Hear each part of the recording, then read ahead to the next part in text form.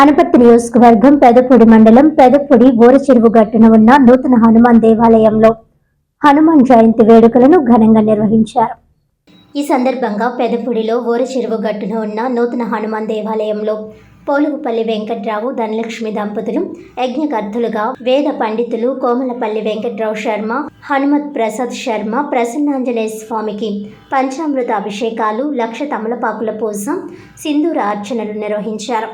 ఈ కార్యక్రమంలో ఆలయ కమిటీ నేతలు అనుమంచిపల్లి రేవతి కుమార్, వల్లూరి వెంకట్రావు, పుట్ట నాగేశ్వరరావు, కాకర వెంకట్రాసు, దేవగుప్తాపు సాంబమూర్తి, పందిరి వెంకటస్వామి, పప్పు శ్రీనివాసరావు, భక్తులు తదితరులు పాల్గొన్నారు.